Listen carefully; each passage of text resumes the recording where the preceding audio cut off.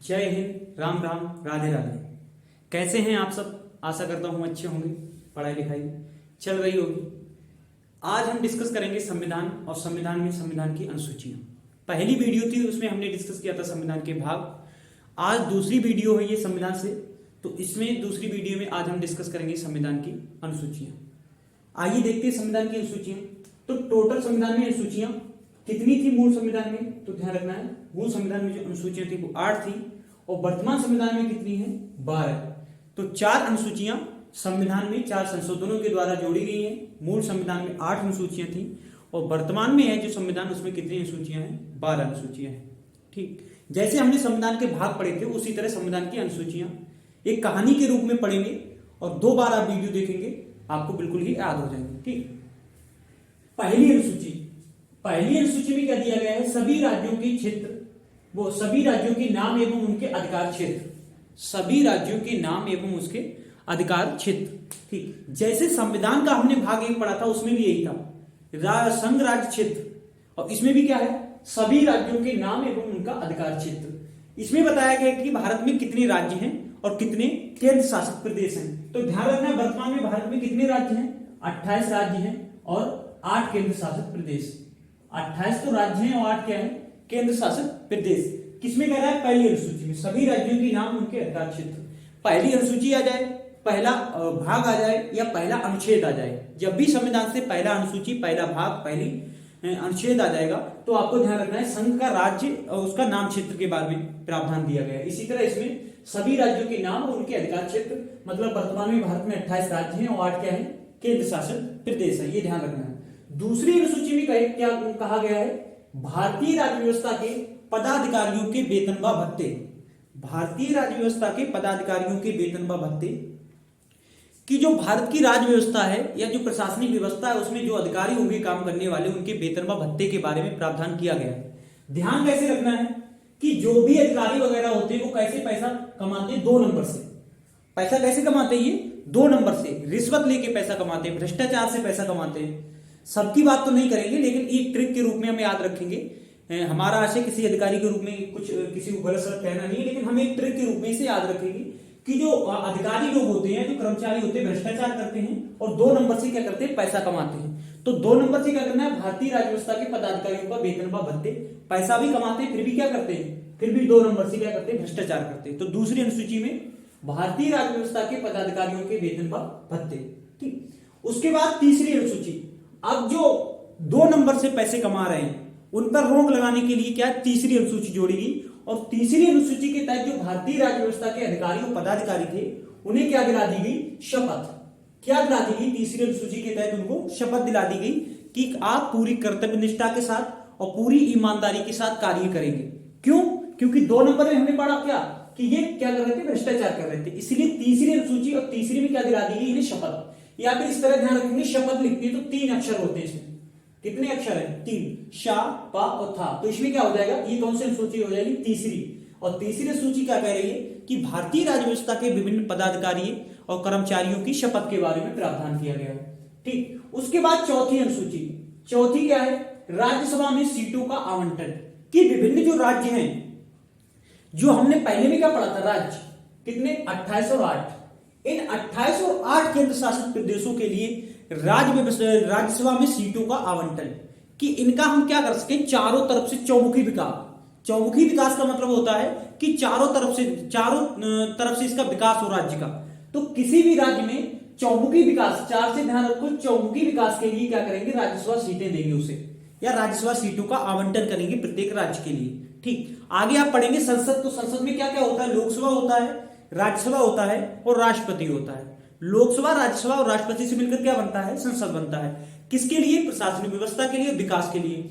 तो हमने जो 1 में पढ़ा था राज्य, उन्हीं राज्यों के विकास के लिए। कैसे विकास के लिए? चौमुखी विकास के लिए। 4 से ध्यान रखना है, चौमुखी विकास के लिए राज्यसभा में सीटों का आवंटन किया जाएगा प्रत्येक राज्य के लिए। किसमें कहा गया? अनुसूची 4 में। ठीक, अब जब राज्यों का हम विकास कर रहे हैं, जैसे हमने संविधान के भाग पढ़े थे उसी तरह इसको भी पढ़ना है। उसके बाद एक क्षेत्र बचता है अनुसूचित जाति, अनुसूचित जनजाति क्षेत्र। इस क्षेत्र का प्रशासन कैसे करेंगे? ये क्षेत्र कैसे होते हैं? पिछड़े हुए क्षेत्र होते हैं। अनुसूचित जाति और जनजाति के क्षेत्र कैसे होते हैं? पिछड़े हुए। तो इनके लिए अलग से प्रशासन व्यवस्था की गई है। तो अनुसूची 5 में क्या है, अनुसूचित जाति एवं जनजाति क्षेत्रों का प्रशासन। याद कैसे रखना है, अनुसूची 5 में क्या, अनुसूचित जाति, अनुसूचित जाति का मतलब होता है एससी, और अनुसूचित जनजाति का मतलब होता है एसटी। अनुसूचित जाति का मतलब क्या होता है, एससी,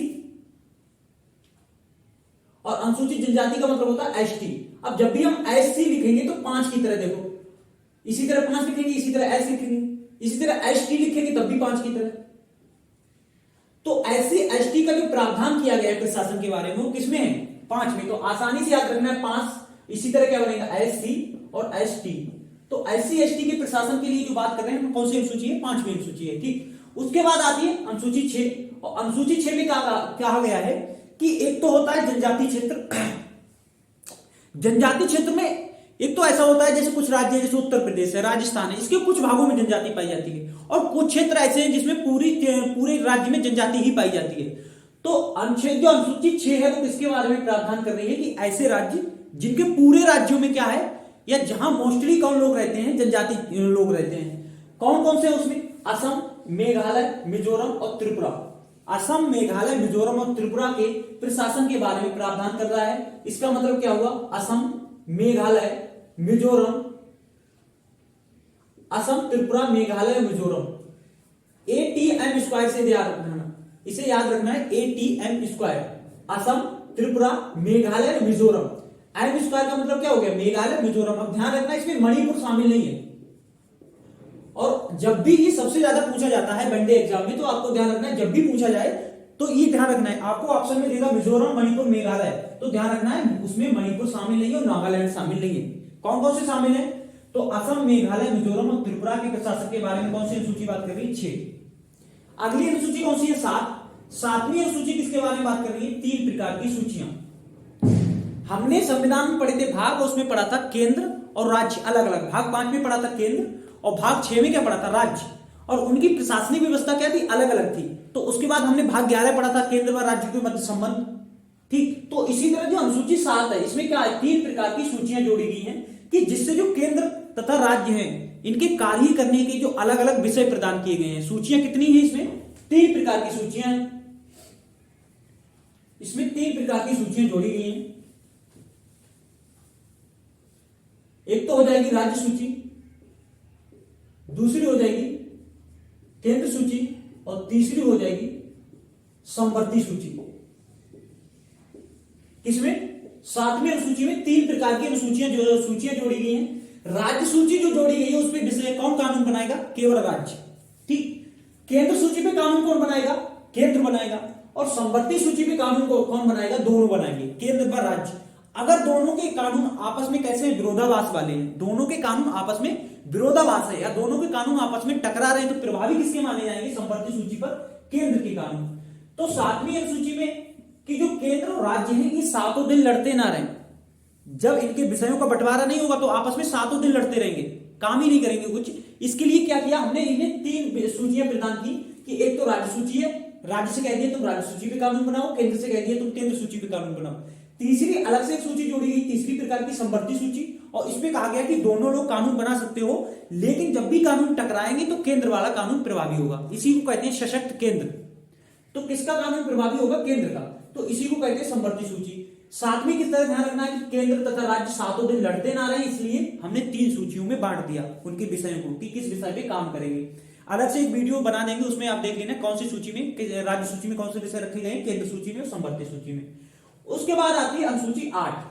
अनुसूची 8 में संवैधानिक भाषाओं का उल्लेख किया गया है कि जो संवैधानिक भाषाएं हैं, भारत में कितनी भाषाएं मूल संविधान में जोड़ी गई थी, तो 14, लेकिन वर्तमान में कितनी है, 22 भाषाएं हैं। तो संविधान में भाषाओं के बारे में उल्लेख कहां कर रहा है, अनुसूची 8 में उल्लेख कर रहा है संवैधानिक भाषाओं के बारे में, ठीक। उसके बाद आती है 9, ये बहुत ज्यादा महत्वपूर्ण है, 9, 10, 11, 12, क्योंकि ये बाद में जोड़ी गई है।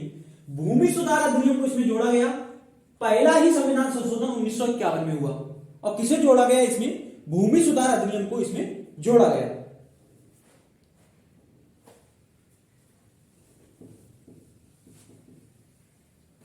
भूमि सुधार अधिनियम को इसमें जोड़ा गया। इसका मतलब क्या है कि जो अनुसूची 9 जोड़ी गई, कब जोड़ी गई, 1951 में प्रथम संविधान संशोधन के द्वारा। भूमि सुधार का मतलब कि ऐसे इसमें विषय रखे गए हैं जिनको आप न्यायालय में परिवर्तनीय नहीं कर सकते। आप इन विषयों को जो अनुसूची 9 में जोड़े गए हैं भूमि सुधार से संबंधित, आप इन्हें न्यायालय में चुनौती नहीं दे सकते। तो 9 से ध्यान रखना है, ऐसे विषय नो मीन नहीं, या नो और नो से ही क्या हो जाएगा नहीं, ध्यान रखना, ना से नो ना से नहीं, ऐसे विषय जिन्हें आप न्यायालय में चुनौती नहीं दे सकते, किसमें है, नवी अनुसूची में। कौन सी अनुसूची में है, नवी अनुसूची में जोड़े गए हैं। और इसमें क्या शामिल किया गया है, भूमि सुधार अधिनियम। बहुत ज्यादा महत्वपूर्ण, याद रखना, संविधान संशोधन, पहला ही संविधान संशोधन, और कब हो गया था, 1951 में। संविधान लागू कब किया गया, 1950 में, और पहला संविधान संशोधन 1951 में हो गया। ठीक, अगला है अनुसूची 10। अनुसूची 10 क्या है, दल बदल पर रोक। अनुसूची 10 किससे संबंधित है, दल बदल पर रोक। पहले क्या होता था कि कोई भी नेता या कोई भी सदस्य किसी पार्टी से चुना गया और उस पार्टी को छोड़ के दूसरी पार्टी में चला गया, तो ये दल बदल की प्रक्रिया कहलाती थी। इस पे रोक लगाने के लिए जो कानून आया उसे कहते हैं दल बदल का कानून, या दल बदल पर रोक के लिए। अनुसूची कौन सी है, 10। संविधान संशोधन बहुत ज्यादा याद रखना, सबसे ज्यादा पूछे जाने वाला संविधान संशोधन है 1985 में 52वां संविधान संशोधन। 1985 में 52वां संविधान संशोधन किससे संबंधित है, दल बदल। अब याद कैसे रखनी, दा से क्या हो जाएगा, 10, दा से 10, और दा से ही क्या हो जाएगा, दल बदल। तो दा से 10, 10वीं अनुसूची में दा से ही क्या है, दल बदल। 10वीं अनुसूची में दल बदल पर रोक लगाई गई, संविधान संशोधन 52वां, याद रखना, 1985 में। ठीक, अगला कौन सा है, पंचायती राज व्यवस्था 11। अनुसूची 11 में क्या है, पंचायती राज व्यवस्था, या कह सकते हैं नगर पंचायत, वो ग्राम पंचायतें। क्या है इसमें, ग्राम पंचायतें। ठीक, अनुसूची 11 और अनुसूची 12 दोनों एक साथ में याद करनी है। अनुसूची 11 का है संविधान संशोधन 1992 में 73वां, और नगर पालिका वाला संशोधन भी कितना, 1992 में 74वां। दोनों संशोधन 1992 में हुए हैं, लेकिन 73वां है नगर पंचायत से संबंधित, और 74वां किससे है, नगर पालिका से संबंधित है। इस तरह ध्यान रखो कि 11वीं क्लास में एक लड़का था, कहां था, गांव में। पंचायती राज व्यवस्था ग्रामीण क्षेत्र के लिए, तो पंचायती गांव में पढ़ता था, और स्थानीय सुशासन इसमें जोड़ा क्या गया, स्थानीय सुशासन। तो 11वीं क्लास का एक लड़का था, गांव में पढ़ता था, तो स्थानीय सुशासन मतलब खुद अपना शासन चलाता था 11वीं क्लास में। 12वीं में क्या हुआ, नगर पंचायत मतलब शहरी निकाय, उसे शहर में भेज दिया गया। 12वीं में इस तरह ध्यान रखो, उसका एग्जाम जो सेंटर बना वो कहां पड़ा, शहर में। अब वो शहर में क्या करने लगा, स्थानीय सुशासन चलाने लगा। तो पहले तो 11वीं गांव में था, ग्रामीण क्षेत्र के लिए, 12वीं में वो शहर में चला गया, फिर भी क्या कर रहा है, स्थानीय सुशासन, अपना सुशासन चला रहा है। तो ये दोनों किससे संबंधित है, पंचायती राज व्यवस्था, ग्रामीण क्षेत्रों में स्थानीय सुशासन, और 12वीं नगर पालिका मतलब शहरी क्षेत्रों में स्थानीय सुशासन। संविधान संशोधन ध्यान रखना, 1992 में 73वां संविधान संशोधन, और नगर पालिका वाला 1992 में 74वां संविधान संशोधन। ठीक, तो इसे आप 2-3 बार वीडियो को देख लेंगे, इससे आशा करता हूं आपको इसमें समझ में आ जाएगी। जो भी डाउट हो आप कमेंट कर सकते हैं, टेलीग्राम चैनल पे है, वहां आप कमेंट कर सकते हैं। पीडीएफ आपको इसका प्रोवाइड करा दिया जाएगा टेलीग्राम चैनल पे, जिसकी लिंक कहां है, डिस्क्रिप्शन में दी हुई है। ठीक, जय हिंद, जय भारत।